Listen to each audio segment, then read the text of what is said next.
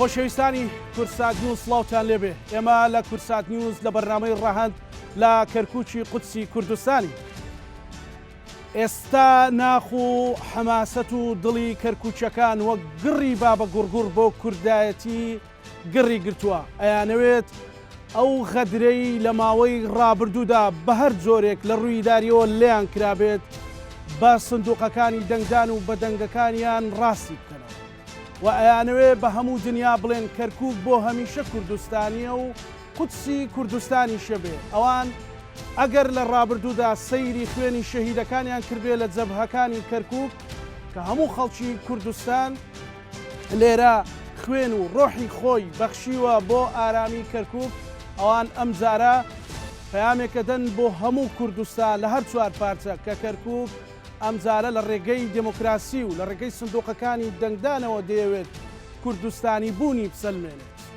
ئیدی لێرە هیچ کەسێک ناتوانێت غەدر لە کەرکووک و لە کوردستانی بوونی کەرکووک بکات. ئێمەش لێرەین لەناو حەماسەتی کەرکووچەکان، ئەو قارەمانانەی کە ئێستا لە هەر چوار پارچە خەڵک چاوی لەسەر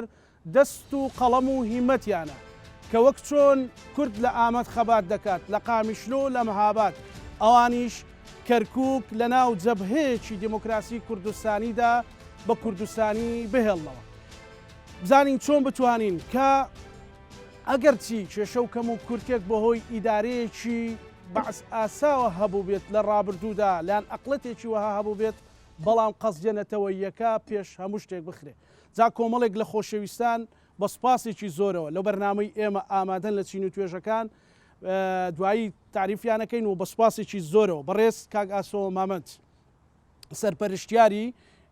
یشتی نیشتیمانی کوردستان لە کەرکووک و دووسقوربات و سپاس کاک ئاسۆ و بەڕێز دکتۆر خالی شوانی وەزیری دادی عێراق و بەڕێز سەرتیب عەلی سەرۆکی بازنەی پیشەوەران سپاس بۆ ئەو دەرفەتە ماندوومان کردن. کاک ئاسۆ پەیامی تۆ بۆ ئەو حەماسەتی خەڵکە بۆ دڵسۆزی خەڵکە کە بەرەو سندوقەکانی دەنگدان نزیک بووینەوە لەو ڕۆژە، پەیامی بەڕێستان چییە؟ چۆن بتوانێت ئەو گڕوتینە ئەو حەماسەتە بە تەواوەتی لە ناو سندوقەکانی دەنگدان ڕنگداتەوە؟ زۆر سپاس کاکەزانان، زۆر سپاس بۆم بەڕێزانەی کە لێرە ئامادە بوون. دیارە هەمومان نەزانین کەرکووک کەرکووچیەکان هەمیشە هەر کاتێک میلەتەکەمان کەرکووک پێویستی پیان هەبوو بێت درێغیان نەکردووە بە خوێن ئامادەبوونە قوربانی بدەن و شەیدەکانی کەرکووک هیچ شوێنێکی ئەم کوردستانە نەماوە خوێنی کەرکووچێشتیان نەڕژابێ و لە دوای پرۆسەشەوە کەرکووچیەکان هەمیشە هەر هەڵبژاردنێک هات بێتە پێشەوە درێغیان نەکردووە، بەڵام ئەم هەڵبژاردنە دیاوازتر. هەمومان نەزانین لە 2005ەوە کەرکووک بێبەش کرابوو لە هەڵبژاردننی ئەنجومەنی پارێزگا و بە بیانووی جۆرا و جۆرە، چونکە بیانەکان هیچ ناحەق و ناقانونی و نادەستوریش بوو، چوە لە هەموو پارێزگاکانی عێراق هەڵبژاردننی ئەنجومەنی پارێزگاکانەکرا. لە کەرکووک بە تایبەتی دەسەڵاتی ئەنجومەنی پارێزگاکان دەسەڵاتێکی ڕەهای هەیە، ئەم ئەنجومەنی پارێزگا دەسەڵاتەکانی تازەی ئەوەی دەیشی بینین من بەکوتم کەرکووچەکان لەوە تێگەیشتون کەم هەڵبژاردنێکی چارە نووسازە، ناسنامەی کووردە، ناسنامەی کەرکووکە و من بەخۆم لە هەموو هەڵبژاردنەکان بەشداریمان کردووە لەگە کاک خالید و ئەو برا بەڕێزانە و لەم حتمما لەم چین و توێژانە بە پشتیوانی ئەم چین و توێژانە ئێمە سەرکەوتنی گەورەمان بەدەستێنەوە، بەڵام هەڵبژاردنە جیاوازتر لە هەر کۆڵانێکی کەرکووک لە هەموو چین و توێژەکان لە دێهاتەکانمان لە ناحیەکان لە هەر گەڕەکێکی کەرکووک دەیبینین خەڵک بەو پەڕی پەرۆشیەوە بەو پەڕی حەماسەتەوە کە گرینگە بە تایبەتی بەشداری هەڵبژاردننی ئەنجومەنی پارێزگاکان بکەن. ئێمە زۆردا باسمان کردووە بەڵێ کورسی پەرلەمان گرنگ بووە، بەڵێ قورسایی کورد گرنگ بووە، بەڵام کورسیەک کەم و زۆر لە 325 کورسی پەرلەمانی عێراق معادلەکە زۆر ناگۆڕێ، بەڵام ئەوەی کە ئێمە بە تایبەتی لە دوای ئەو ڕووداوانەی ڕفراندۆم و 16 ئۆکتۆبرەوە کێشەمان هەبووە، نائەدالەتی هەبووە لە دامەزراندن، نائەدالەتی هەبووە لە خراپی دەسەڵات بەڕێوەبردننی ئەم شارە، لە پرۆژەی خزمەتگوزاری کێشەی زەوی وزار. ئەگەر ئەنجومەنێکی ئەکتیڤمان هەبایە بە دڵنیاییەوە دەمانتوانی لە ڕێگای ئەم ئەنجومەنەوە لە ڕێگای ئەو نوێنەرانەوە ئەم کێشانشمان بۆ چارەسەرەکرا. من بەسپاسەوە ینی وەکوتم لە هەموو قۆناغەکان بەشداری هەڵبژاردن و هەڵمەتەکان ئەم جارە حماسەتەکە حماسەتەکە زۆر زۆر دوێنێ لەگەر بەڕێزمان کاخالی سەردانی کافتریاکانمان کرد ئەم ماوانە چوینەتە هەر گەڕەچێک هەر شوێنێک هەر کوچەیەک تیبەکانمان سەردانی دەرگا بە دەرگا تەبی دوایی وەک راپۆرتەکانمان بۆ دێتەوە ئیسیجابەی خەڵک زۆر زۆر باشە دیاوازتر لە جاران خەڵک لەوە تێگەیشتووە دەبێت بڕاتە سەر سندۆقەکانی دەنگدان و ئەم لیستەشمان من بە سپاسەوە دەرێم کە هەم کاندیدەکانمان کاندیدی بەتوانانە ئەم لیستەشمان لیستی هەموو کەرکوچیەکانە نوێنەری هەموو کەرکوچیەکانەکە دڵنیام هەرێکێک لەو هەواڵانەی کە سەرەکەم بۆ ئەنجومەنی پارێزگای کەرکووک نوێنەری ڕاستەقینەی کەرکوچیەکانە بێ وەکوتم ینی من لە هەموو هەڵبژاردنەکان لەگەرمەوە هیچ جارێک وەکو ئەم جارە جۆش و خۆشی خەڵکی شارەکەمان پێم وایە ماوەیەک پێشستا بەخۆشە بە یەکەوە چوین سەردانی ناو بازارمان کرد لەم ڕۆژانەی پێش و سەردانی بازارەکانمان گلەیەکمان لە خەڵک ڕەم بێ لێرە و لەوێ داواکاریەک شتێککە بوو بێ بەڵام هیچ لە هیچ لەبیری کردو پرسەنەتەوەیکە تێگەیشتووە گلەیەکانی بەلاوە ناوە یان داواکاریەکی هەبوو ئێمە تێدەگەین گەنجەکانمان بەسەلەن پێویستی بە دامەزراندنە پێویستی بە هاوسەرگیریە پێویستی بە ژیانە بەڵام لەوە تێگەیشتون کەرکووک میلەتەکەمان زۆر لەوە گەورەترە کەرکوچیش کاک زانە بۆی ئەم بەڕێزانەش هەمویان وەکوتم لە دوای پرۆسەشەوە کێشە مەشاکل هەبووە ڕۆژگارێک بە ناوی قایدە و ڕۆژگارێک بە ناوی داعشە و ڕۆژگارێک بە ناوی تیرۆرەوە یانی لەم ڕۆ هەفتەیە پێشوو یادی شەیدەکانی گەڕەکی شۆڕیجە و چایخانەکەمان کردەوە ینی چەندی جارویسیانە بە شێوازی جۆرا و جۆر دەنجی کورد لەم شارەکەم بکەنەوە ڕۆژێک بە تەقینەوە ینی دەنا منداڵی تیا بووە منداڵە چ گوناحی هەیە تیرۆر کراوە و ئێستاش عقلێتێکەیە بە هەمان نەفەسی جاران من دڵنیامە ئەگەر لەو کاندیدە عەرەبەکان یان لە هەندێک کۆبنەوەی داخرا و چکە سەرچاوەکانمان ڕەنبێ کەشف بێ دەنە لە هەندێک کۆبنەوەی داخرا و پیلانی زۆر خراپیان هەیە ینی بە ئەجندایەکیان هەیە پێیان بکرێ لە گەڕەکە کوردیەکانیش خەڵک لەو بەتایبەتی ئەو گەڕەکانەی بەم دوایانە کە دروست بووە خەڵکی ڕەسەنی ئەم شارن خەڵکی دیاهاتەکانی ئەم شارن پێی بکرێ ئەوانە هەمووی بەرشێوازێک لە شێوازەکان دەیگوازێتەوە بۆیە من ئەوەی کە دەیبینم زۆر بە پەڕی پەرۆشیەوە و پێشم وایە سەرکەوتنەکە لە ئێستاوە هیچ ئەوەی تیانەیە بەڵام دەبێت تموو حەکەمان زۆر لەوە زیاتر بێ سپاس سپاس دەکەم دکتۆر خالید بەڕێسان وەزیری دادن چەند گرینگە لە موسسەیەکیان ئەنجومەنی پارێزگایەکی تۆکمە بۆ کورد هەبێ بۆی ئەوەش بتوانن ئاسانتر لە ڕێگەی ئیداریات و سیسیلەی مراجعاتەوە ئیشەکان بکەن دیفاع لەو خەڵکە بکەن یان لە خصوصەتی کەرکووک بکەن وڵا زۆر سپاس بەخێر هاتن بۆ کەرکووک سڵاوم بۆ هەموو ئەم خوشکوبرا بە ڕێزانە کە ئەمڕۆ لێرە ئامادەن زۆر خۆشحاڵم ئەمڕۆ لەگەڵ برای بەڕێزم کاک ئاسۆ و کاک سەرتیپ و ئەم برا بەڕێزانە لێرە لە خزمەتی خەڵکی کەرکووک و ئێوە ئەبین وڵا حەزەکەم هەروەکو خالید شوانی قسەکەم بۆی بە کەیفی خۆم قسە بکەم بەڵێ بێگومان باز لە سلسلەی مراجعات و ئیداریات هەدەفەکە ناپێچین بۆیە ئەمە بژاردنەوەکو برای بەڕێزمان کاک ئاسۆ ئاماژەی پێکرد زۆر گرینگە لەبەر کۆمەڵی هۆکار یەکەم ئەمە شەرعیەتی زۆرینەی کورد لە شاری کەرکووکە دیاریەکە دووەم ئەم دەسەڵاتی کە ئێستاکە لە کەرکووکە لە ساڵی 2017ەوە بەناحەق بەناقانونی بەنادەستوری لە کورد سەندێنراوەتەوە ڕاستە هەڵە هەبووە گەیانمانێ ئەم ڕۆژە هەڵی سیاسی بەڵام ئەمە مانای ئەوە نییە ئێمە ئەو مافە دەستوری و قانونی خۆمان لی خۆش ببین بۆیە لە ماوەی ڕابردوودا کاتێک کە دەسەڵات لە دەست کورد نەبووە دەسەڵاتی ئیداری لە دەست کورد نەبووە دەسەڵاتی ئەمنی لە دەست کورد نەبووە دەسەڵاتی عسکەری لە دەست کورد نەبووە با ببینین بگەڕێنەوە بۆ ئەم 6 ساڵەی ڕابردوو و پێش 6 ساڵەکە وەزعی کوردە کەرکووک چۆن بووە ڕاستە ئێمە وەکو کاگاسۆ ئاماژەی پێکرد کەم و کورتیمان هەبووە لە ئیدارەدانە بەڵام ئەو عقلیەتەی کە حکمی ئەم شاری کردووە لە ماوەی 6 ساڵی ڕابردووە عقلێک پڕاوپڕ لە قینی نەتەوەیی پڕاوپڕ لە هەوڵدان بۆ سڕینەوەی نەتەوەی کورد تعریبکردن لە ڕووی ئیداریەوە لە ڕووی زەوی کشت و کاڵەکانەوە ینی گەیشتوتە ئەو دەرەجەی بیانەوە هێزی عسکەری بەکاربێنن بۆ ئەوەی فەلاح و جوتیارانی کورد لەسەر ئەرزەکانی خۆیان جارێکی تر دەربکەنەوە قارەمانی خەڵکی جوتیارەکانی ئێمە توانیانە لەسەر ئەرزەکانی بمێنەوە و بەڕاستیش ئازایەتی و پاڵپشتی یەکێتی نیشتیمانی کوردستان کە لەم شارە مایەوە پاڵپشتی جوتیاران و هاوڵاتیانی کەرکووک بوو بۆی غەدریان لێ نەکرێ و برەو بە ئەم پرۆسەی خۆمان بدەین لە کەرکووک و بتوانین وەکو نەتەوە لە ئەم شارە بمێنینەوە. لایەنەکانی تر بۆ نمونە لە ڕووی ئیداریەوە کاتێکە ئێمە کاک ئاسۆ باسی لەوە کرد کە خزمەتگوزاری لە شاری کەرکووکە نییە یا پراوێز خراوە لە منتیقە کوردیەکان لەبەرەوەی ئیدارەی ئەم شارە ئەنجومەنێکی پارێزگا نەبووە ئێمە زۆری نەبینتیایە کەسایەتیەک بە پێی بەرنامە و بیر و بۆچوونی خۆی زۆربەی پرۆژە خزمەتگوزارەکانی بردووەتە منتیقەکانی ئەوانی کە پێکاتەکانی تری لێ منتیقە کوردیەکانی فرامۆش کردووە. باشە ئەگەر بێت و ئەنجومەنێکی پارێزگا هەبێ و زۆرینەی ئەم لستی هێزی ئەوەی کەرکووک هێز و ئیرادەمانە ڕێگە نادا جارێکی تر پرۆژەکان بۆ شوێنەکانی تر بڕخواانە خواسێمە لەگەڵەوە نین عەرەب و تورکمان پراوێز بخەین نەخێر بەڵامە بێ عەدالەت و دادپەروەری هەبێ لە دابشکردنی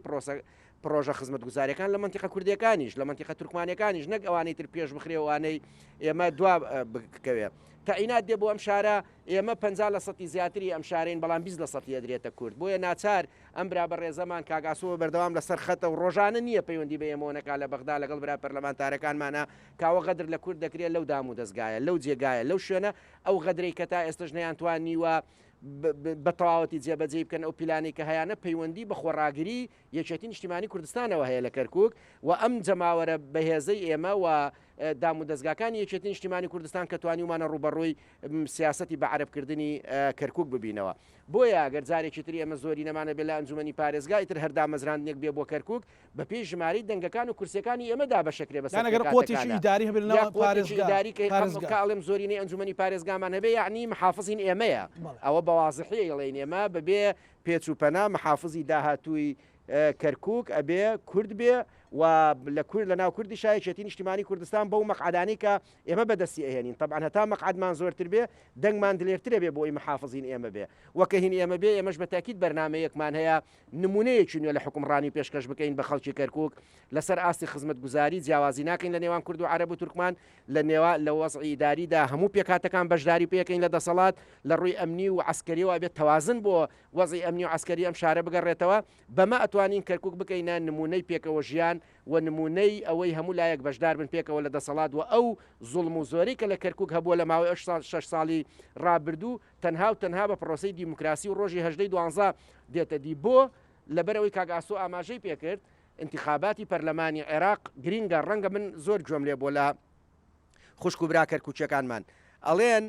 ئێمە چەند جارە دەنگە دەین بەڵام گۆڕانکاری لە وەزعی ئیداری کەرکووک نەکرێت ڕاستە ئێمە من خۆمێکێک بووم لەوانەیە ئەمان و دەنگمان پێ بدەن بۆ ئەوەی بتوانین ئەوە بکەین بتوانین گۆڕانکاری بکەین بەڵام گۆڕانکاری ڕئیسەکە کاتی ئەو کات ئێمە قسەمانە کرد بۆ مانەوە بوو لە کەرکووک بۆ ئەوەی بەهێزی خۆمان بمێنین بۆ ئەوەی بگەینە ئەمڕۆ ڕاستە و خۆ ئێمە ئەتوانین محافظ بگۆڕین ئەوەی کە 6 ساڵە چاوەڕێیەکەین ڕۆژی 12 ئەتوانین بیکەین خەڵکی کەرکووک ئەوەی جێی خۆشحاڵیە ئەوەی کاگاسۆ ئاماژەی پێکرد ئەو حەماسەتەی کە هەیە ئەمان لە ئەهەمیەتی هەڵبژاردننی ئەنجومەنی پارێزگا تێگەیشتونە بۆیە ئەم حەماسەتیان هەیە و چاوەڕێی 12 تاکو بتوانین ئەم گۆڕانکاری لە کەرکووک بکەین و من هەندێک دەنگۆیەوە هەیە وەڵا بە گۆڕانکاری و بە دەنگدان گۆڕانکاری ناکرێت نەخێر بە دەنگدان گۆڕانکاریەکرێ و پێویستە ئێمە خەباتەکەی خۆمان بکەینە خەباتێکی دیموکراسی هەڵبژاردن لە دواتریش دکتۆر خاڵیانەوە خەڵک ساکەنەوە کە گوایە هەڵبژاردن لە کەرکووک دوا ئەخرێ بەڕێستان کە ئاگادارن ینی ئەمە هیچ بابەتێکی لەو بارەوە هەیە برای بەڕێزم لە کاگاسۆ لە دوێنێ و ئەم ڕۆژ چەند تەسریحێکی داوە منیش هەر هاوشان لەگەڵ جەنابیە قسەمان لەسەرەوە کردووە هەڵبژاردن لە کەرکووک تەجیل ناکرێت هەڵبژاردن لە کەرکووک ئەنجامەدرێت لەگەڵ پارێزگاکانی تری عێراقدا و ئەمە استحقاقێکی سیاسی و قانونی و دەستوریە لەسەر حکوومەتی اتحادی ئێمە چوینەتە ناو ئەم حکوومەتەوە داواکاری سەرەکیمانەوە بووە گۆڕانکاری ئیداری لە شاری کەرکووک بکرێ لانی کەم کە پێ رازی بووینە ئەوە بۆ هەڵبژاردن ئەنجام بدرێ و لە ڕێگای هەڵبژاردنەوە میداریە بگۆڕدرێ ئەگەر سەرنج بدەن فەقەرەی 11 لە محوەری تەشریعی منهاجی حکوومەکەی بەڕێز سوودانی تێیدا هاتووە لە بەو پەڕی شانازیەوە ئەیڵێم ئەوە داواکاری یەکێتی نیشتیمانی کوردستان و لە ناو یەکێتی نیشتیمانی کوردستانیش داواکاری کەرکووچەکان بووە کە ئێمە وەفدی مفاوز بووینە چەسپاندومانە ئەبێ هەڵبژاردن لە کەرکووک ئەنجام بدرێ بۆیە لە فەقەرەی 11 هاتووە بە تایبەت دەڵێ بێ لە کەرکووک هەڵبژاردن ئەنجام بدرێ و لە ماوەی ساڵێک لە تەشکیلکردنی حکوومەت و ئەم بڕگەیە لە پەرلەمانی عێراق دەنگی لەسەر دراوە بۆیە کە دەنگۆی ئەوە دروست بوو هەندێک کە زەیانەی هەڵبژاردن دوا بخەن کە مناقەشەمان لەگەڵیان نەکرد منطقی ئێمە بەقوترە و زۆربەی لایەنە شیعەکان لایەنە سونیەکان ئەمەیان تاکید کردەوە ئەگەر گلەی هەبوو لە انتخابات بۆ لە ئەتیلافی ئیداری دەوڵەت باسییان نەکرد بۆ چەند مانگە باسی ناکەن بۆ ماوەی ساڵێکە باسی ناکەن بۆ دەنگمان لەسەر قانونی هەڵبژاردنەکاندا ئەمان بێدەنگ بوون ئێستاکە ئەزانن کەسایەتیەگەیوە بمێنێتەوە بۆ ئەوەی زیاترین سوود لە دەسەڵاتی ئیداری وەربگرێ خەڵکی کەرکووک محروم بک لە دەنگدان ئەمە ڕوونادا من دڵنیاتانەکەمەوە جارێکی تر دووپاتێکەکەمەوە هەڵبژاردن لە کەرکووک ئەنجامەدرێ و ئەمە بەمەبەستێکە بۆ ساردکردنەوەی کوردی کەرکووکە بۆی نەستنە سەر سندوقەکانی دەنگدان ئێماوانە ساردمان ناکاتەوە پێویستە ئەمە ببێتە دافعێک پاڵنەرێک ڕۆژی هەژدەی دوانزە باشتر بچینە سەر سندوقەکانی دەنگدان و دەنگ بە لستی کەرکووک هێز و ئیرادەمان بدەین زۆر باشە دکتۆر خاڵکاک سەرتیب تۆ ئەو ماوەیە لەگەڵ ئەو خوشک و برا بە ڕێزانە کارەکەی لە چین و توێژە جیاجیەکانی کەرکووک ئەو حەماسەتە هەڵسەنگانی بە ڕێزت بۆی چییە کە بتواندرێت هەویەی کوردستانی بوون لە ناو سندوقەکاندا ڕنگداتەوە زۆر سوپاس بۆ هەموو لایەک لەگەڵ هەواڵان کاک ئاسۆ و کاک خالید و ئەم خوشک و برا بە ڕێزانە لە بازنەی ڕێکخراوە دیموکراتیەکان و وەرزش دیارە شەرەفێکی گەورەیە بۆ ئێمەمانان کە لە دەرەوەی پارێزگای کەرکووک هاتوین بۆ خزمەتکردنی ئێرە ئێمە حەزمانە کرد دەنگەکەمان لە کەرکووک بواە بەڵام وەکۆی ناتوانین لێرە دەنگ بدەین پشتێک لە خزمەتکردن و پشتیوانی و هاندانی خەڵکی خۆمان لە کەرکووک پێبراوە ئەمە شانازێکی گەورەیە کە کۆمەڵێک هەواڵ و ڕۆژانە گەلارکار حزبەکەی چەند دڵخۆش وەکو ئەرکێکینێت بەڵێ ئەرکێکی نیشتیمانیە ئەرکێکی حیزبیە و کەرکووک چەقی کێشەی کووردە من ڕۆژانەوەی خۆت لە پێشەکی بەرنمەکە باست کرد کوردستانیانی پاشەکانی تر و شارەکانی تر هەواڵی کەرکووک ئەپرسن قەزیەکی زۆر گرنگە بە نیسبەت هەمومانەوە چاوی وڵاتان و هەموو کوردێکی دڵسۆزی لەسرە هەموو ناوچە دابراوەکان گرنگە بەڵام کەرکووک چەقی ناوچە دابراوەکانە پایتەختی کێشەکەمانە بۆیە لە ماوەی ڕابردوو هەموو چین و توێژەکانی کەرکووک بە جۆش و خرۆشێکی ئەشگار زۆرەوە ئەیانەوێ ناسنامەی کوردستانی بوونی شارەکە بپارێزن ئەیانەوێ ئەو عەدالەتەی لە ئیدارەی سەپێنراوی کارەکە شارەکە هەبووە بگەڕێنەوە ئەمە بە دەنگدانە بێ ئێمە وەکو کاگاسۆ هەواڵانیش باسییانە کرد ڕۆژگارێکە بوو پێشمەرگە و فەرماندەکانی یەکێتی ئەهاتن لە سنوورەکانی کەرکووک لەوێ لە سەنگەرەکان شەید ئەبوون و خوێنیانەدا بەڵام ئەمڕۆ سەنگەرەکان کێ ئەبێ بیپارێزیێت دەنگدەرەکان ئەبێ بیپارێزیە دوێنێ سەنگەر ئەمڕۆ دەنگدەر بۆیە هاوڵاتیانی کەرکووک بە سعاتێک ڕۆشتنیان بۆ سەر سنووخەکانی دەنگدان مێژوویەک بە خۆیان تۆمارەکەن گزارش لە مافی خۆیانەکەن دیفاع لە مافەکانی خۆیانەکەن و بەدەستی ئەهێننەوە بۆیە هاوڵاتیانی کەرکووک و سەررجەم ئەم ناوچانە گرنگە کە بە جۆش و خرۆشێکەوە هەر کەس دەنگدەری ئاسایی نەبێ بەڵکو بتوانێ کۆمەڵێ خەڵک خزم و کەسوکار و هاوپیشە و هاوڕێکانی ڕێک بخات و بۆ سەر سنووخەکانی دەنگدان کەرکووک بە هیمەتی هەموو لایەک لێرە هەمووی لە خزمەتی کەرکووکایە بەڵام باوەڕکە کاکزانە و هەواڵانی خۆشەوی زۆر گرنگە هاوڵاتی پێش حیزب پێش ئۆرگانەکان خۆی بە خاوەنی قەزیەکە بزانێ و حیزب پشتیوانی ئەکات بە هەموو شێوازەکان لە پێشمەرگە لە ئاسایش لە ڕێکخرا و لە ڕێخستن لە هەموو ئەوانە بەڵام گرنگە هاوڵاتی خۆی دەنگدەر چەقی کێشەکە بێ و قەزەیەکی کوردستانی قەزەیەکی گەورەیە بۆ شارەکە و ئەو لیستانەی تۆ تێبینی کە لیستەیە لەم پارێزگایە بە ناوی یعنی ئەو پەڕی کە لایەنی نەتەوایەتی لایەنی بەرامبەرە ناوی نراوە عروبە و ڕۆژانە خەڵک هانەدەن کە ئەم دەنگۆی دواخستنی هەڵبژارنیش لە چیوە سەرچاوی گرتووە لە هێزی کەرکووک هێز و ئیرادەمانە کە هەر بۆ خۆی ناوەکە تایتڵێکی گەورەیە بەڕاستی کەرکووک هەم هێزە هەم ئیرادەی کوردستانیان و کەرکووکیەکانە بۆیە من دڵنیاتانەکەمەوە نەک کەرکووک وەکو پارێزگا و شارەکە هەموو کوردستانیان لە هەرێمی کوردستان لە پاشەکانی تر چاویان لەسەر کەرکووکە وەکو جەنابی مامجەلال ئەیفەرموو کە چارەسەرکردنی کێشەکەمان کەرکووکە و فقط کەرکووک ئەمەش بەچی ئەکرێ دوێنێ سەنگەر و پێشمەرگە ئێستا بە دەنگدان و ئومێدی ئەوەی کە هەژدەی مانگ و نۆزدەی مانگ هەر لێرە و لە شوێنەکانی تر هاوڵاتیانی کەرکووک و سەررجەم کەرکووتیەکان کە خۆیان بە خاوەنی ئەم لیستە ئەزانن ئاهەنگی سەرکەوتن بگێڕن و هەنگاو بنێن بۆ ڕاستکردنەوەی ئیدارە و تەوازنی هێز و بێگومان بەشداری پێکردنی نەتەوەکانی تر و پێکەوە ژیانی ئاشتیانە لە شارەکەیە زۆر سپاس کەواتە با ئێمە مایکەکە بدەینەوە بە ڕێزانە باوانیش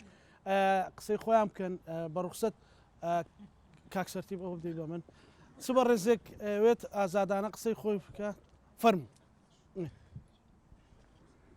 فەرموو زۆر سپاس بۆ بەڕێستان سەرەتا دەستخۆش بوون لە کاگاس و کاخالید و کاکسەتی بەکەم دڵنیام هەژدەی دوانزە کەرکووکەکان بڕیاری خۆیانەدان بە لیستی 132 چووکە کە تاکە لیستە لە خەمی کەرکووکە بەڕێزت لە چین و توێژێکی من مامۆستا کەماڵم مامۆستا بەڵێ سەرۆکڵقی یەکێتی مامۆسانی کوردستانم پێم خۆش بوو لەم بەرنامەیە بەشدار بم چکە یەکێتی نیشتیمانی کوردستان تاکە حیزبە لە کەرکوو خەمی کەرکووکەکانێتی لە سەرەتای ڕزگاربوونی عێراق واتە لە دوای 2023ەوە تاکە لایەن بوو تاکە حزب بوو خەمی کەرکووکی بوو هەموو خوێندنگاکانی ئاوەدانەوە کوروەک و ماڵی خۆی ئەو کات کە لەگەڵ خوێنرگاکان و قوتابخانەکان کەدا دروستە کران و ئەکرانەوە هەموو پێداویستیەکان و لەلایەنی یەکێتی نیشتیمانی کوردستانەوە دابین نەکرا ینی ئەوەی کە دەسەڵاتیە بوو بێت توانراوە خزمەت بکرێن بەڵێ یەکێتی نیشتیمانی کوردستان تاکە حیزبە لە ڕابردوو لە داهاتوو خەمی کەرکووکێتی کە خزمەت شێکا دەستخۆش بۆیە من زۆر دڵخۆشم کە هەژدەی دوانزە کەرکووکیەکان بڕیاری خۆیانەدان بە سەرکەوتنی لیستی ژمارە 142 کەرکووکەکانیش بۆیان ڕوون بووە کە چێ خزمەتی کەرکووکەکە کە چێ لە ڕابردوودا هاتوو لە خەمی کەرکووکێتی دەستخۆش مامۆستا ئەو مامۆستا بەڕێزە دەرفەتە دەین انشاءالله من وەکو مامۆستایەک سەرەتا سڵاو لە ئامادەبووان لە بینەرانی بەڕێز ئەوەی دڵخۆشی کردوم و شەرەفمەندی کردوم لستەکەی منە جێگای متمانێنەتەوەکانی تریشە ئێمە دەمانەوێت کەرکووک ڕزگارکەین لە نەهامەتیەکانی گەلی کورد کەرکووکیەکان بە تایبەت ئەو ڕزگارکردنە بە چێکرێم ڕۆما بسا بە دەنگدان و چوون بەرەو سندوقی دەنگدان و سەنوقەکانی دەنگدان پڕی بکەین لە ڕقەمی 142 بەڵام ئەوی منی دڵخۆش کردووە ئێمە جێگای متمانێنەتەوەکانی تریشین نەتەوەکانی تریش دەڵێن ئێوەن ئێمە ڕزگارەکەین لە حکمی عشیرەتێک بەسەر کەرکووکا سەپێنراوە با بڵێن محافظێک تەنها ئیشەکا بۆ عشرەتێک و با بڵێن کەواتە ئێمە پاڵپشتی نەتەوەکانی ترمان پێش لەگەڵ نەتەوەکەی خۆشمان و هەروەها پەیامی ئێمەدای من پەیامی ئاشتیە ئەوان تەجروبیان لەگەڵ یەکێتی نیشتیمانی کوردستانی شەیە ئەو لە ساڵانی خەبات و جەنگ دژی شەڕی داعش و قاعیدا ئەوان لە بیریان ناچێت کە یەکێتی و سنگەرەکانی پاراست و هەموو چین و توێژەکانی شاری کەرکووک پاراست بێ جیاوازی لە داهاتووشە کە حکمی کەرکووکمان جارێکی تر گرتەوە بندەست هەمویان خزمەتەکەین بێ جیاوازی ئەو ئاوادانی کە ئێستا ڕووی لە کەرکووک کردووە ئەوانە درێژە پێدەری ڕێگا و تەختیت و پلانەکانی یەکێتی نیشتیمانی کوردستانن کە هەموو گەڕەکەکانی ئاوادان کردبووە بێ جیاوازی لە داهاتووش من دڵنیام یەکێتی نیشتیمانی کوردستان بەردەوامە بێ لەو خەباتەی لە پاراستن لە ژیانەوە بۆیە ئێمە دەڵێن کەرکووک هێز و ئیرادەمانە هێز و ئیرادەمانە بۆ خزمەتکردنی هەموو چین و توێشەکانی کەرکووک پەیامی ئێمە دژی هیچ نەتەوەیەک نییە دەمانەوێت لە ڕێگای لەگەڵ نەتەوەکەی خۆمان خزمەتی ئەوانش بکەین دەستخۆش مامۆستا بەڕێستان ئەگەر هەستە سەر پێوانەی ڕیزی دوای بۆی دەرکەون کاکزانە زۆر سپاس من مامۆستا سەرباز وەڵا کاکزانە سەرەتای پرسیارەکەەوەیە بۆچی خەڵکی کەرکووک خۆی ئامادە کردو کە هەژدەی مانگ بە جۆش و خۆش و بە چێ سەسنەکانی دەنگدان من ئەمێ لە زیاتی کاگاسۆ وەڵام ئێ پرسیارە دەمەوە تاوان پێش 16 ئۆکتۆبرم ئەڵم پێش ڕێفراندۆم ئەوەی کە پارێزگاری لە خەڵکی کەرکووک و خەڵکی شارەکە کرد هەر میحوەرەکان نەبوون ئەوە کادرەکانی یەکێتی نیشتیمانی کوردستان کاگاسۆ خۆی لە بارەکانی جەنگان بووە خەڵگەمانەی لەبیرە خاڵی دووەمش ئەوەیە لە دوای 16 ئۆکتۆبر ئەوەی کە ئەم شارەی جێنە هێشت کە دیفاعی لە خەڵکەکە کرد لە شەرەف و کەرامەتی خەڵکە کرد تەنها یەکێتی نیشتیمانی کوردستان مەڵبەندەکەی یەکێتی نیشتیمانی کوردستان بوو بۆیە ئەم دوو خاڵە هانی خەڵکەکە ئەدەکە بەرەو سنوەکانی دەنگدان بڕۆن دەنگ بدەن بە وەڵا ئیداریاتی یەکێتیتان بینیوە کە ئەوەی پێی کرابێ خزمەتی کردووە لە هەر شوێنێکە کادرەکانی یەکێتی یا خەڵکی یەکێتی لە پلۆپۆسێکی ئیداری بە شوێنەکانمان دیارە هەر لە گەڕەکان لە ڕووی شارەوانی و لە ڕووی تربیەوە لە ڕووی ئەوە با بڵێن دادگاو کە خالید لەوەیە شوێندەست یەکێتی دیار بووە ئەم خاڵانەوایە کردووە کە هەژدەی مانگ خەڵک بە جۆش و خڕۆش بە سێ سەسنەکانی دەنگدان و دڵنیام تاکە هێز لە کووردا و لە عەرەبشە کە بتوانێت دیفاع لە خەڵکە بکە تەنها یەکێتی نیشتیمانی کوردستانە زۆر سپاس بە ئێوە و یاسەکەتان بخوازم سپاس بۆ بەرسام مامۆستا بەڕێزە سپاس دەستان خۆش بێ کاکزانەگیان وەڵا ڕەنگە یەکێتی نیشتیمانی کوردستان پێویستی بە پێناسە و هەواڵان نەبێت چکە خەبات یەکێتی هەند گەورەیە زۆر لەوە گەورەترە کە ئێمە ئێستا باسیکەین بەدەر لەو هەموو خەبات و شەهید و ئەوانەی کە یەکێتی نیشتیمانی کوردستانی کردوێتی یەک خاڵی جۆهەری زۆر جوان هەیە بەدی ئەکرێت لە یەکێتی نیشتیمانی کوردستان ئەوەیە کە لە زۆربەی حیزبەکان بەدی ناکرێ من وەکو سەرۆکی ڕێکخراوێکی هوەری قساکەم یەکێتی نیشتیمانی کوردستان تاکە حیزبە لە کەرکووک کە زۆر هاوکاری هونەرمەندانە هونەر و هونەرمەندان ئەمە بەڕاستی بۆ ئێمە جێگای سەرنجە کە لە ماوەی ئەم 3 ساڵی ڕابردوو بە تایبەتی ئەوە چەند هەر هەفتەی ڕابردوو مەسەن ئێمە دوو فیستیڤاڵی گەورەمان ئەنجامداوە لەنا ئەم شارە بە پشتیوانی یەکێتی نیشتیمانی کوردستانەوە فیستیڤاڵی شانۆی شەقام فیستیڤاڵی مەقامات و ڕەنگە کاری هوەری تریش بەڕێوە بێت بۆیە من نامێت زۆر بابەتەکان بەڵام وەکو چونکە وەکو کەسایەتیەکی هوەری باس لەو سێکتەرە دەکەم ڕەنگە هەواڵانی تر بۆ خۆیان باس لە سێکتەرەکانی تریشکەن بەڵام وەکو جان بە هوەریەکە بەڕاستی ئەمە حەقیقەتێکە کە یەکێتی نیشتیمانی کوردستان زۆر بە بایەخەوە بایەخێکی زۆر گەوریان ڕەنگە کەم و کوڕی هەبێت ئەمانە هەبێت بەڵ ئەمە شتێک نێ بەڵام لە سەتانەوە تونە ئیشی باشیان کردووە بۆ هوەر و هوەرمەندان بۆیە من ڕووی دەمم ئەخەمە هوەرمەندانی خۆشەویست تاک بە تاکی کەرکوچەکان ڕۆژی 12 بەسەر بەرزیە هەمومان بەرەو سندوقی دەنگدان ڕوین زۆر سپاس بۆ مەکتەبی سیاسی بەڕێز کاگاسۆ بۆ یەکێتی نیشتیمانی کوردستان سپاس کاک باکەکە بدەوەی لای خۆت کاک ئازاد مستەفا پێشەشی بە خراپتانەکەم زۆر سپاس لە کۆبنەوەی ئامادە بووین من زۆربەی کاتێک شتێکە لەم یەک کاگاسۆمان بەس نییە چەندین کاگاسۆی ترمان پێویستە بۆی کەرکک بە تەواتی ڕزگاکە لەم کێشانە هەڵبەتە من شتێک وەکو خاوەن پێداویستی تایبەتێک وەکو کورتەباڵای قساکەم وەک سەرۆکی ڕێکخراوی کورتەباڵەکانی کەرکووکشم ئەوەی کە یەکێتی نیشتیمانی کوردستان بایەخی بە خاوەن پێداویستی تایبەت و بایەخی بە کورتەباڵەکان داوە و حیزبەکان ترە و بایەخیان پێ نەداوە بەڕاستی ئەمیشە شانازیان پێوەکەیم سەرەڕایەوەی کە هەر کێشێکمانە هەر مشکلەیەکمانە بێت ئەوان دەستی ئێمەیان کردووە و زۆربەی کاتش یعنی لە مشکلێکی ئای بیان لە نەخۆشی بێت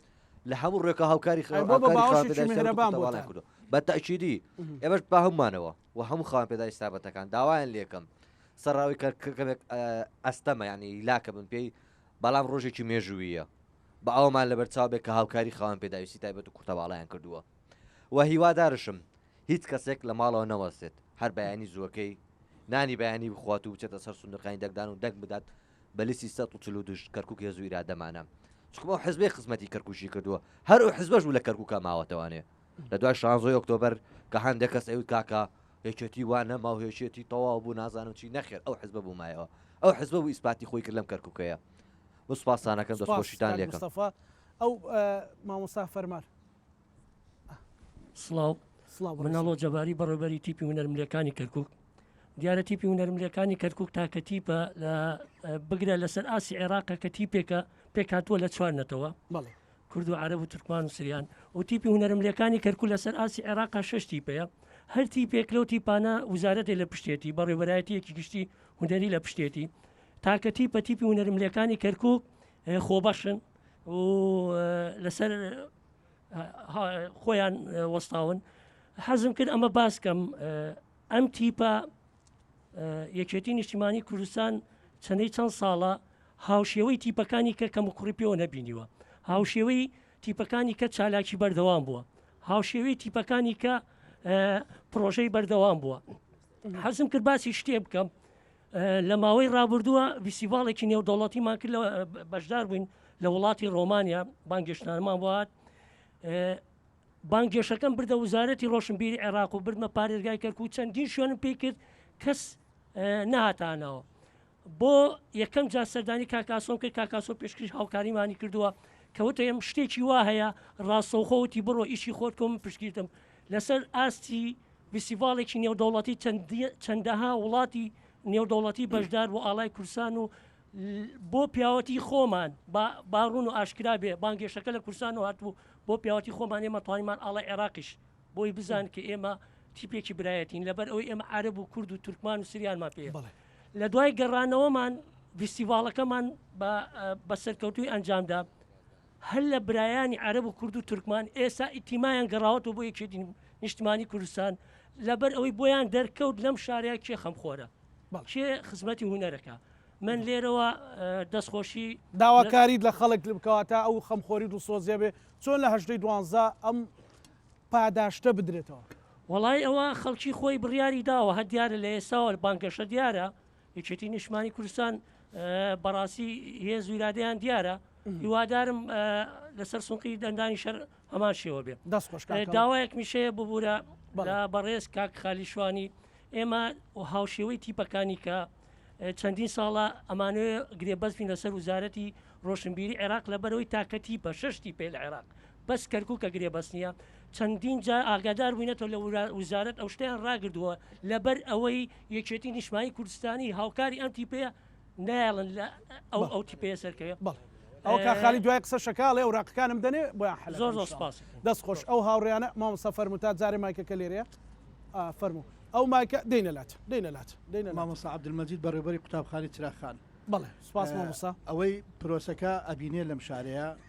ئێمە بێگومان وەکو مامۆسایان سەرجەم پرۆسەکان بەشداری فعلی تیادا بووینە ناو وەکو کارمەندی سەر سنووقی دەنگدان و هەموو لە هەموو پرۆسەکاندا بەڵام ئەوەی ئەم جارە ئەبیندرێ لە جۆش و خۆشی خەڵکی لە هیمەت و هەڵمەتی کادرەکان یعنی بەڕاستی جێی دڵخۆشکەرە هیچ پرۆسەیەک نەڕۆیشتۆتە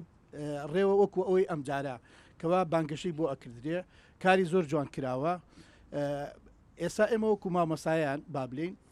ئەوەی لەبەردەستمان ماوە هەرچەندێ درێغی نەکراوە زۆر ئیشی زۆر باش کراوە ناو قوتابخانەکان هانی خەڵک دراوە لە کۆبوونەی دایکان و باوکان هانی خەڵک دراوە کە کۆبنەوە کراوە بە دایکان و باوکانی قوتابیان و خوێندکاران بەڵام ئەوەی ئێستاکە لەبەردەست ماوە کۆتا هەفتە ئەم هەفتەی کەوا ماوە پێویستە زۆر گرنگە بەڕێوەبەری قوتابخانەکان یاریدەدەرەکان مامۆستاکان ڕۆژانە پەیامی خۆیان بگێنە قوتابیان و خوێندکاران هانی دایک و باوکیان بدەن هانی کەس و کاریان بدەن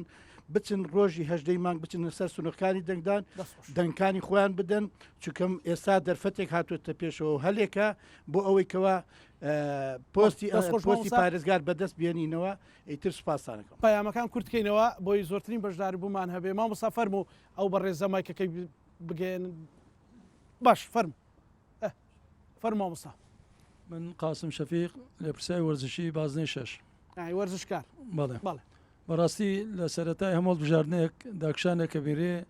بەڵام ئێستاکە ڕۆژ بە ڕۆژ ئەبینی هەڵکشانێکەرێ بەرەو ئاسۆیەکی بەرز بۆی بتوانین کەوای مەدەنگەکانمان بگەینە ئاسۆیەک کەوا کورد سەرکەوتوو بێنە شارە ئێمەگە لە ڕووی وەرزشیەوە باسی ڕابردوو بکەین ئەبینین کارێزمای هەموو عێراق و کوردستان مامزەلا لەزار ڕەحمەتی لێبێ زۆر یارمەتی دەری وەرزش بوو لەم شارە بەدابینکردنی ئۆتۆمبیل و تعمیرکردنی گۆڕەپانەکان و پەیداکردنی پارە ئەوە وا لە ئێمە کرد کەوا لەم شارەدا زۆر سەربەرز بین بتوانین لە هەمانگی دروستکەین لە بینی کورد و عەرەب و تورکمان بەڕاستی دوای ئەوەی کەوا ئەم حاڵەتانە ڕوویدا ئەم یارمەتیانە کە ڕوویدا مەڵبەندی بەڕێزی کەرکووک هەستا بە دروستکردنی ئەو بەشی وەرزشی بۆ دروستکردنی هەمانگیێکی زۆر بەهێزتر لەم شارە ئێمە توانیمان لە کاکزانە لە ڕێی وەرزشەوە زۆر لە برا عەرەبەکان و تورکمانەکان بێنینە لای خۆمان کە هاوکاری ئێمە بوون ئێمەش هاوکاری ئەوان بووین بۆ ئەوەی کەوا بتوانین وەرزش لەم شارە پێشین پێشخستنی وەرزش لەم شارە تەنها بە یەکێتی نیشتیمانی کوردستان کرا بێژ لایەنێکی کە نەکرا لەبەر ئەوەی توانی هەموو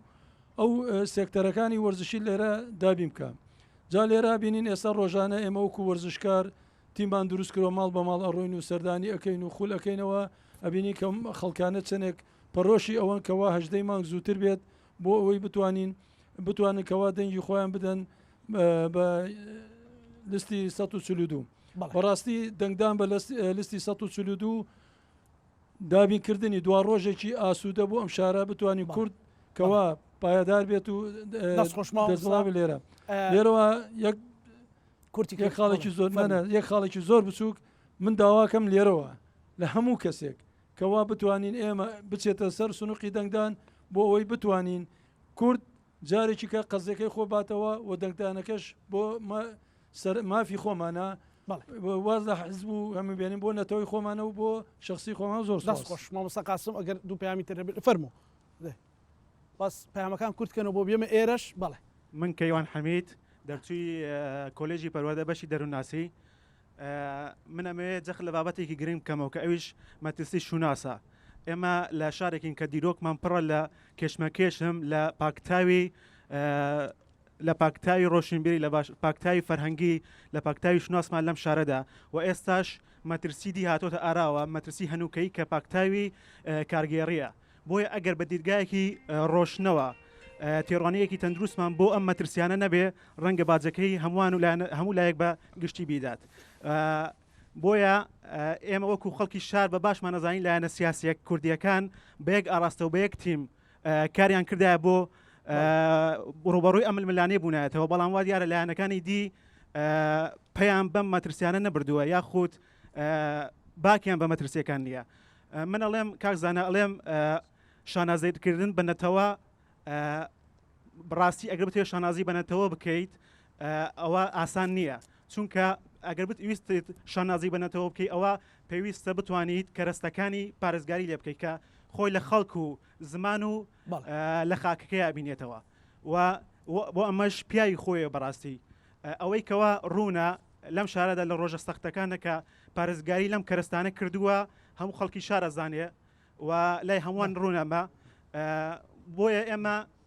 زۆر گرنگە هەمومان هەوڵ کۆشش بدەین بۆ سەرخستنی ئەم قوارەیە و بتوانین پارسەنگی هێز و پارسەنگی کارگەری بگەڕینەوە. دەستخۆش ئەو بەڕێزە فەرموو لەو میحوەرە هەر ئەوە وەرگین دوایبێنێ ئەو میحوەرە. من هاوار حوتی عەبدوڵڵا سەرۆک سەندیگای گواستنەوەی کەرکووک بەچێتی سەندیگای کرێکارین کوردستان ماوەی 20 ساڵە لەو بوارەدا کارەکەم. ئێمە لە پێشووتر لە سەر بە هەرێمی کوردستان بووین، ئێستا سەر بە عێراقی لە هزار من لەوێ دەوامەکەم کە هەڵبژاردن کرا دوای 16 ئۆکتۆبەر ئەوان نەیانتوانی خۆیان بسەپێن بەسەر ئێمەیە، بەڵکو ئێمە ئەوانمان هەڵبژارد. هەنێک لەو برادرانە بوو تورکمان و عەرەبەکان لەگەڵمانە بوون سەرە ڕای ئەوەی کەمی ئێمە ئەوان باڵا دەست بوون نەیانتوانی بە تەواوی سەرکەونە سەری ئێمە دەنگمان هێنا و کۆمەڵێک ئەم برادرانە هەتای سەشنێکیان لەگەڵمانن. یعنی متمانەی ئەو خەڵکە بە ئێمە لە شاری کەرکووک زۆر زۆر زۆرە لە کورد لە عەرەب لە تورکمان لە مەسیحی. چەند گرنگە و متمانەیە لە ڕۆژێ ئەم ڕۆژەش ماوە ئەگەر ئێمە بێت و سەردانیان بکەین بگەڕین وەلەو قسوورمان نەکردووە هەلازاش خەڵکەکە لەگەڵمانایە هیوادارین ئەو بتمانەی کە پێمانە بمێنێ هەتا بتوانین سەرکەوتنیەکی یەکجاری بەدەست بێنین. داواکارم لە خەڵکان لە هاوڕێیان لە هەڤاڵان لە برادران هەژدەی مانگ بیکەم بە کەرنەڤاڵێکی گەورە بە سەرکەوتنی گەورە بۆ یەکێتی نیشتیمانی کوردستان کورد و کوردستان هەر سەرکەوتوو بێت. دەستخۆش فەرمۆ ئەگەر مایکەکە بێتە ئێرە فەرموو باش. سپاس کاکزانە دەستخۆش سپاس بۆ بەرنامەکەت سپاس بۆ هەڤاڵانی کەوا لێرە ئامادە بوونە بۆ برادرانی سەرکردایەتی نیشتیمانی کوردستان. دیارێمە وەکو گەنجان و لاوانەمەوێ یەک خاڵێکی گرنگ بڵێم هەڤاڵانم زۆر باسی گرنگی و ئەهەمیەتی هەڵبژاردنیان کرد، بەڵام ئێمە هەرچی گلەی و گازاندەکانمان هەیە ئەیدەینە لاوە هەم لە حیزبەکەمان هەم لە سەرکردایەتی حیزبەکەمان، چونکە ئێستا هەژدەی مانگ ڕۆژی مەسیری دیاریکردنە ئەحسای 57 بۆ شاری کەرکووک. ئێمە ئەمێ ئەوە بڵێم ئێمە وەکو گەنجان و لاوان کە لە شاری کەرکووکین تەنیا خوێنی شەهیدەکانمان ئەکەینە سنوورخانی دەنگدانەوە. خوێنی لیوا حوسێن مەنسوور کە لە تەلوەرد و ئەو منتقەیە لەسەر کەرکووک شەهید بوو، لیوا حوسێن مەنسوور، سڵاح دیلیمانی و چەندان فەرماندەی ترمان کە شەید شێرکۆ کە چەندین شەیدی ترماندا لەم سنوورانە لە پێناو کەرکووک و کەرکووچیەکان شەهید بوون. ئەمانە هەمووی دیارە کە یەکێتی نیشتیمانی کوردستان چ خەباتێکی بۆم شارە کردووە چ خزمەتێکی ئەم شارە کردووە و من دڵنیای ئەوە دەمەوە کە ئێمە وەکو گەنجان وەکو لاوان وەکو ئەو چینانی کە بڕبڕی پشتی ئەم کۆمەلگایین ئەوە کردومانەتە خاڵی ڕئیسی خۆمان کە لە هەژدەی مانگا دەنگە دەین و نایڵین خوێنی شەیدەکانمان بە فیڕۆ بچێ. ئەو خوشکە بەڕێزە با حسابی باڵانسی جێندەریش بکەین کا خالی. شەهر عەبدوڕەحمان ئەندامی سەندیکای پەرستارانی کەرکووک بە خێراتنی ئەو میوانە بەڕێزان ناکەم و بە خێراتنی کاخالی دەکەم و کاک ئاشۆ کە ئێمە لەناو وابزانە شەقاما قسە دەکەین، ئێمە بە ئازادیانە بە قسە دەکەین، ئێمە کادێکی دڵسۆزی حیزبەکەمانین. من ئێمە پەرستاران ڕۆڵێکی گرنگیان هەیە لەناو هەموو نەخۆشخانەکان، ئەوە وشەیەکی کاک ئاشۆیە کە هەموو جارێ لە هەموو کۆڕۆکۆبنەکان ئەم وشەیە دەڵێتەوە کە پەرستار ڕۆڵێکی گرنگی لێ هەیە نەک تەنها ناو نەخۆشخانەکان بەڵکو لە بەرەکانی جەنگیشدا کە ڕۆڵێکی گرنگیان هەیە. ئەمە خۆی بۆ خۆی وشەیەکی زۆر جوانە دەستخۆشی لەکەین. ئێمە ڕاستە هەمومان ئێمە لەسەر میلاکی بەختانی و هیچ کەس کارمەندێکی تەندروستیمان یعنی بودجەیەکی حزبی یەکێتیمان نییە، بەڵام ئێمە ئەم حزبە بە حزبێکی ڕاستەقینە ئەزانین و حزبێکی دڵسۆزە. ئێمە لەم کارمەندانمان لە کاتی ئەربعینەی نەجەف و کەربەلادا خزمەتێکی زۆری نەجەف و کەربەلاشمان کرد کە چۆن ئەوان یادی مام جەلالیان کرد کە ڕۆحی شاد بێ. داواکاریت لە هاوپیشەکانت چیەکە؟ ئێوە وەکو کاگاسۆ و توێتی ئێوە لە ڕیزی پێشمەرگە کەشکاری وەکو کەشکاری شەیدان وەکو خوشکی پێشمەرگەیەک خوشکی شەیدێک داوا لە هاوڵاتیانەکەم هەمویان بێ هیچ جیاوازیەک ئێمە چۆن جیاوازی ناکرد ناوهی هەموو چین و توێشەکان کورد عەرەب تورکمان ئێمە ڕۆحی خۆمان کردێ قوربان و چون خزمەتی ئەوانمان کرد کە بێ هیچ جیاوازیەکمە تاکە حزبیشە جیاوازی ناکات دڵنیا بە. داواکارم لە هەژدەی دوانزەدا بڕۆنە سەر سنووقی دەنگدان دەنگ بدەن بە 142 ئەمە تاکە لیستی ڕاستەقینەی کووردە و تاکە حیزبە لە کەرکووکە ماوەتەوە و دڵنیاشمان تا کۆتای سنوور ئێمە حەمرینە و ئێمە بە کەرکووکیش تەنها ناوەستین ئەچینە دو خاڵی خۆمان کە حەمرینە. سپاس دەستخۆش فەرمو باوە ڕێزە قسە بکار جێ خۆیەتە لێرەوە ئێمە سپاس و پێزانین خۆمان ئاراستەی بەڕێستان بکەین بە خێراتنی کاک خالی شوانێکین و هەروەها سپاس و پێزانی خۆمان ئاراستەی کاک سەرتیر پوسەر هەموویەوە کاک ئاسۆی بەڕێز کە هەموو کاتێک ڕاستیەک هەیە کە خەڵکی نایزانێ ئەویش دەرگای واڵا بۆ هەموو کار و کار ئاسانیەک بۆ خزمەتکردن لەم شارەدا کە فێرمانی کردووە یەکێتی ئەو بەرنامەی کە شۆڕی کردوێتەوە بەڕێزی خۆی سانسۆرە لەسەری خەڵکی کە نایزانێ زیاتر ئەوەی لە 3000 کەمەندام ئێمە تاکو ئێستا توانیمانە لە ڕێی بەڕێزیە و لە ڕێ ئەندام پەرلەمانەکانی یەکێتیەوە کە شانازیشی پێواکەین و خۆمان بە خزمەتکاری خەڵکە زانین موچەی تایبەتیان بۆ مۆڵەتی تایبەت لە بەغااو بۆ دەرکراوەکو بە خێوکەر و یاساکەش ئێمە ئاسانکاری بوومان کردو لە 2002 کارمان لەسەری کردووە ئەوەی کە ئێستا خۆشحاڵانەش کەوا بەڕێستان ئێستا کە دانیشتوینە لێرە زیاتر لە 1000 کەسمان هاتوۆتەوە مۆڵەتەکەی و ئەتوانن دوای انتخاباتەکە ئەم هەڵبژارد ناتوان دەستکەن بۆەوەی کەوا معاملە بکەن. ئەمەش دیارە هیچی نایەتە دی ئەگەر خەڵکێک نەبێت لە پشتێەوە بێ وەکو بەڕێز کاکاسۆ کە سانسۆرە هەموو کاتێک و لە ڕێ دیلانخانەوە کە کراوە ئەو 1000 کەسە من دڵنیایە نەکەمەوە کە دوای ئەمە ئەویان بۆ دەرەچێ. بەڵام ئەوەی کە خەڵکی بیزانێ حەزەکەموانشی کە دەرچووە بۆیان موچەکە و هەمووشی کە بزانکەوە ئەو خەڵکانی کە لە دوایەتی هەمووی کادری یەشێتی بوونە و ئەندام پەرلەمانی یەشێتی بوونە و ئەنجومەنی پارێزگای کەرکووک تاکو ئێستا موچەیەک یەک کەمەندامێکی بۆ یەک کەسێک دەرنەکردووە لەم تەحەداشیانەکەم کە بڵێ بۆ یەک کەسێکمان دەرکردووە هەمووشی بۆ مۆڵەتی تایبەت لای ئەندام پەرلەمانەکانی یەکێتیەوە بۆیان دەرکراوە ئەوەی کەوا خۆی خزمەتی کردووە هەمووی کادری یەکێتی بۆیە جێی خۆیەتی من ئەلێرەوە بڵێم بە هەموو ئەو کەسانە ئەگەر بتەوێتەوە لە ڕووی ئاینەوە بێ لە ڕووی وزدانەوە بێ لە ڕووی زەمیرەوەش بێ دەبێ بڕۆیتە سەر سنووقی دەنگدان و دەنگ بدەیت بۆ کەسانە بۆ ئەوەی ئێمە بتوانین داکۆچی لەو ماپارنەتان بکەین تەنها بەس ئەو موچێنی حەزەکەم بزانمە زان کا خالید لە من باشتر شەزانێت لە ڕووی یاساییەوە دەیان بڕگەی تری تێدایەکەوە هەمووی پشتگوێ خراوە لە ئەنجومەنی پارێزگا بۆیە ئەلێرەوە ئێمە ئاتوانین بەیانی ئەو کاندیدانی خۆمان چۆن توانیمان ئەو مۆڵەتتان بۆرگین ئەتوانین ئەو کاتە داکۆشی لە یاساکە بکەین و یەک بێشی بێن نەدی بۆیە من ئەلێرەوە داواکەمەوە دووبارەش یەکەمەوە کاتان لێکم هەمووتان بڕۆن بۆ سەر سنووقی دەنگدان و دەنگدەن بە 132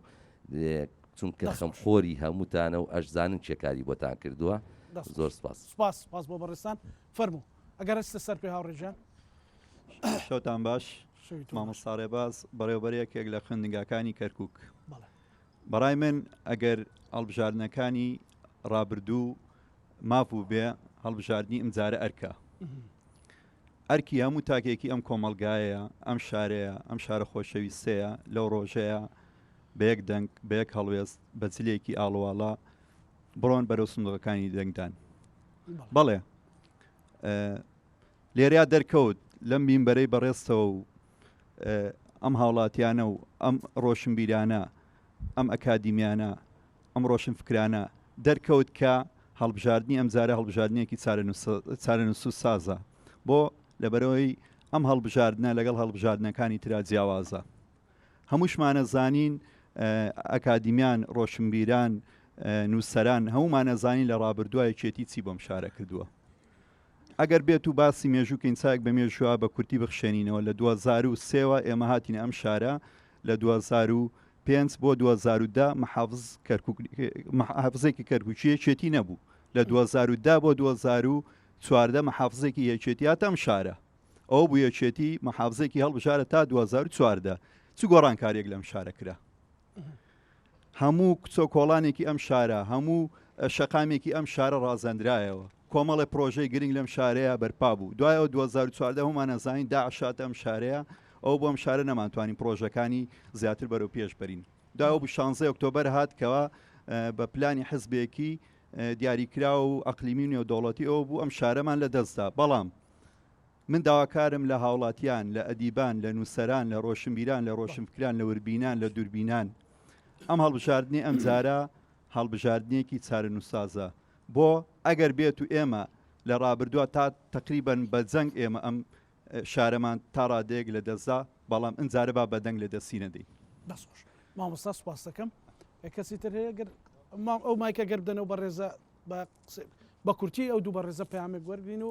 بینۆ لای کاگاسوان بڵێ دەستخۆش کاکزانە زۆر سپاس وەڵام من یەک خاڵێک مێڵم هەمومان لە پێناو کورد نابێت وەرشو هەم لاوان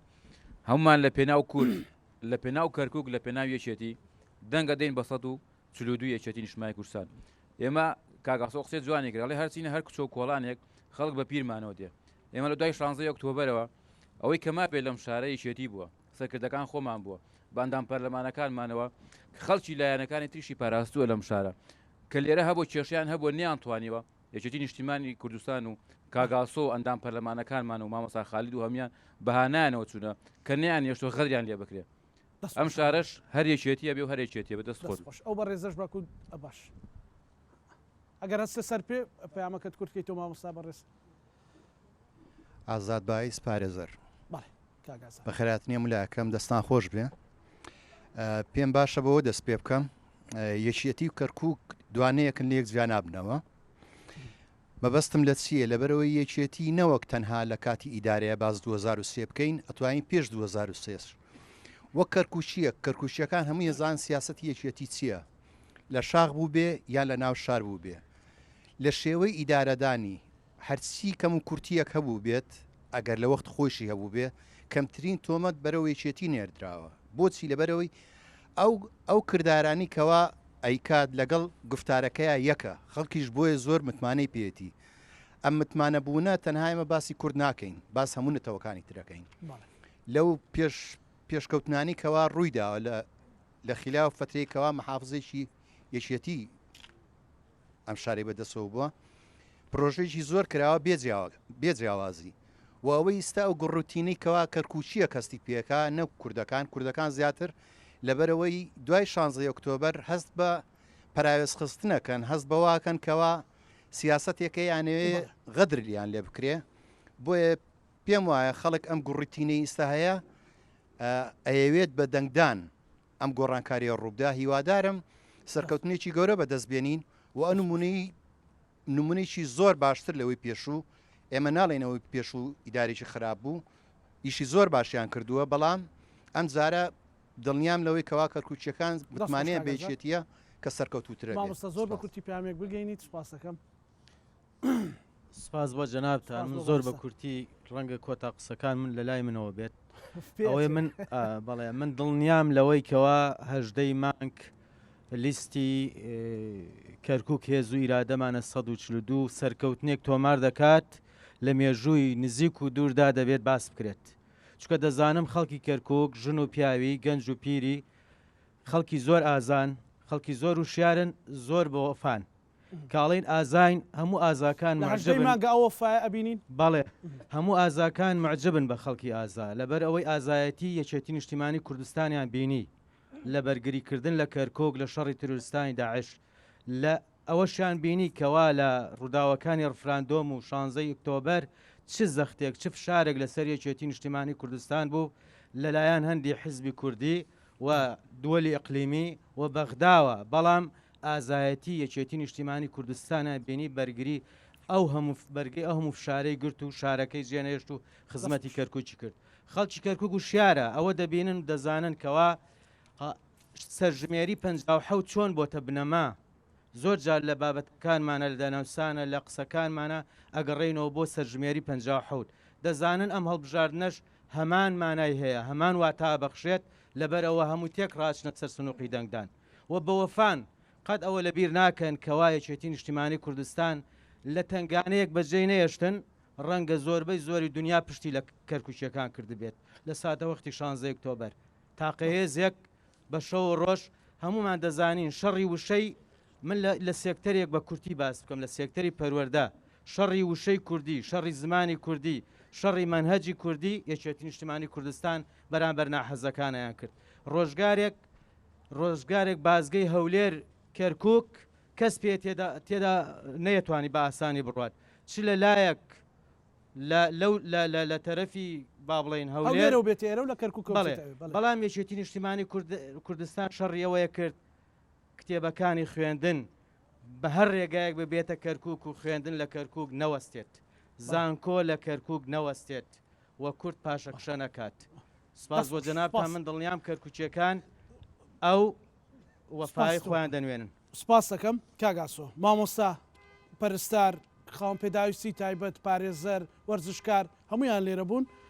ئەمە چی لای تۆ دروستەکە کە ئەوان لە پێشتۆ داوای لە خەڵکەکەن دەنگ دەن بێچێتی زۆر سپاس لە سەردەم چین و توێژەکان لە هەموو هونەرمەند بەڵێ بێگوڵ هونەرمەندان کاکەزانە ینی با شتێک ئەوە توکە ناچار بووین ئەم شتانە باسکەین ئێمە لە دوای پرۆسی ئازادی عێراق هاتینەوە سەر شاری وێران گەڕەکە کوردیەکان هەموو وێران بوو دێهاتمان وێران بوو ناحێمان وێران بوو لە مەجای وەرزش ئەو برادرە قاسبۆ و برادرانە باسی وەرزشیان کرد باسی هونەرمەندانیان کرد یعنی هەموو شتەکان من بەبێ ئەوە زۆر ئەوە نییە ئەو کاتە ئیدارەی سلێمانی بوو سەرۆک مامزەلال لە میزانەی تایبەتی یەکێتی نیشتیمانی کوردستان یعنی بەس $100 ملیۆن تەرخان کرد حکوومەتیشتان کردو یعنی بۆ بم معلوماتت ئەوەدانکردنەوەی دێهاتەکان هەموو دێهاتێکی ئەم کەرکووکە هەرێکی 50 وەرەقەی وەرەگرت بۆ بەبێ جیاوازی ئەمە ڕەنجی چۆنە چ حیزبێکە و چێوەیەک یعنی ئەوە لە هەموو مەجالەکان دووە یعنی ئەگەر برادران باسی ئەوەیە کرد بە یەک ڕۆژ سەرۆک مامزەلال بۆ مەلعبی شۆڕیدە چکە یاریگایەک بۆ $5 ملیۆن تەرخان کرد بۆی ئەو ئاواران دەربچن ئێستاوە یاریگاکە لە کۆتاییە چکە شتێکی نمونەیە بۆ ئەم شارە من مەبەستم ئەمە بۆ ئەوە نییە برم بە میلەتەکەی خۆمان و من بەش بە حاڵی خۆم ئەوەندەی کە لێرە بە یەکەوە لەگەر کەرکوچیەکان شانازیەکی گەورەیە بەڕاستی هەر یەک لە چین و توێژەکان لە ناخشەوە قسەیەکەم خۆم بە خزمەتکاری سەردەم چین و توێژەکانی کەرکووکە زانم و لە خۆشی و ناخۆشیەکان بە یەکەوە بووینە باسی شەڕی داعشیان کرد منێ و مامۆستا بەڕێزانە و چین و توێژەکان نەزانن کارێکی ئاسان نەبوو داعش لە کیلۆمەتر لە سەنتەری کەرکووکەوە دوور بوو نەمانێت ڕۆژێک پرۆسی خوێندن دوا بکەوێ نەمانێش زانکۆکان پەچی بکەوێ نەمانوێت تەنانەت وەرزش و ئەو هونەر بەردەوام بێ ینی هەموو ئەوانە هیچ شتێک لە خوێن ئازیزتر نییە خوێن شتێکی گەورەیەوە ئەو برادرە باسی کرد ئەوە هیچ کاکە شێرکۆ و هەواڵەکان دیکە کەرکوچی و ئەوانە بەڵام حسێن مەنسوور لە خانەقینەوە سەلاح دیلمانی و کەمالی حاجاغا و چەندین کاچی دیکە ئەمە بەداخەوە ینی زۆربەی شەیدەک هاتون بۆ پاراستنی کەرکووک نمونەیەکتان بە باسەکەم ئەمە خۆش نییە ینی ڕەن بێ ئەمە تۆزێک وهاتبین مەسەر قاچێکمان لە جەبهە بوو قاچێک ئەو کاتی هاوپەیمانیش نەبوو مەترسیەکان زۆر لەسەر کەرکووک بوو ئەو کاتێک بە شیر گیرا ناچار بە خۆمان تەبی هەر وەختی هجوم بەوە چوینە سەگەری پێشەوە ئەم برادەرەمان دەماگوت ڕم بێت تەقە و پێشمەگایەتی نەکردێ هەر ملیە نابووە پێشەوە وتم وەرە کاکە ڕاوەستە تو بەخۆی تونجێکەوە ملیێنە ینی بەڕاستی هەر وەختێک مەترسی لەسەر کەرکووکە بوو بێ سەرکردایەتەکانمان مەکتەبی سیاسیەکانمان کەرکووک لای ئەمە زۆر شتێکی ئەوەیە ئەمە بۆ ئەوە نییە برم هەموو پێم وایە هەموو چین و توێژەکان شایەتی ئەوەمان بۆ دەدەن و لە دوای ئەم ڕووداوانەش ینی ئێمە گەر بەدڵنیایەوە ئەگەر ئیدارە و ئەمنی و پۆستەکان و هەموو لە دەست ئێمە باە بەدڵنیایە و تووشێ و چێشە هەواڵەکانمان کاک خالی بن ڕۆژ نییە 4 تەلەفۆنی لەگەنەکان ڕۆژ نییە پەرلەمانتارەکانمان برادەرەکانمان ئەگەر ئێمە حتمما ئەو وەزیری عەدلی عێراقیە دەبێت ئیشی خۆی بکاوانە بەڵام ئەگەر هاتوو ئێمە هەندێک ئەو ناحەقیانە ناچار پانامان بۆ ئەو هەواڵانە دەبردیان بە خۆمان بە بنەوەیەک لە نەوەکان بە هەڕەشە و بە نازانم چی شتەکانمان ستۆپ پێکرد ئەگەر بێت و ئێمە ئەنجومەنێکی پارێزگا و پارێزگارێکی کورد بێ ئەو کێشانە پێویست نە بە کاکخالی دەکا نەپێویست بە پەرلەمانتارەکانەکە چکە ئەنجومەنی پارێزگا و ئەمانە حکوومەتی لۆکاڵی دەسەڵاتەکان بۆ ئەوان دەگەڕێتەوە ئەم تووشێم کێشانە نابیت بۆیە من دڵنیام برادەرێک باسی کرد من دڵنیام سەرکەوتن نزیکە ئینشاڵڵا کۆتایی یعنی کەرکوچەکان قەراری خۆیان داوە حتا برادێک باسی یەک دەنجی یان کورت هەموو هەوڵماندا خۆ هەمووتان نازانن هەوڵماندا کوردیەک لیت بێ ڕەنجی چۆنە بێ سەرۆک لیت چیە بێ بەڵام بەداخەوە ینی حتا لە هەڵبژاردنەکانیش ئێمە هەر 4 ساڵجارێک هەڵبژاردن کراوە لە 2010 هەندێک لایەن پێوا بوو کەرکک داگیر کراوە ئەو کاتە من لە کەناڵی ڕوودا و باسم کرد مقابلێکمان وتم ئەگەر لە پرۆسی سیاسی دەکشێنەوە فەرموو لە کوردستانیش لە هەولێریش و لە سلێمانیش نوێنەرە نێرینە بەغدا بەڵام ناکرێت ساحەکە چۆلکەین نوێنەری تو لە پەرلەمانی عێراق نەبێت نوێنەری کەرکوچیەکان نەبێت هیچ دوای خۆ 2021 ئێستاشیت گۆڕانکاریەک لە وەزی ئەمنی و ئیداری ڕووی نەداوە بۆیە کەرکوچەکان لەوە تێگەیشتونە کە بۆ دەنگ بە 142 دەدەن بۆ هێز و ئیرادەمانە بۆ دەنگ بە کاندیدەکان من ئەمە ڕەنبێ لەم بەرابە ڕێزانە و لەم خوشکە بە ڕێزانە بپرسە لە دەرەوەی یەکێتیش خەڵک متمانەی زۆری بە کاندیدەکانی ئەم دارە هەیە بەڕاستی کاندیدەکانمان جێگای شانازی کەرکوچەکان من وەکوشم ئەمانە نوێنەری ڕاستەقینە من پێم وایە تا ڕادەیەک لەگەر ئەم تیر و توێژانە ئیشمان کردووە سقیان بە ئێمە هەیە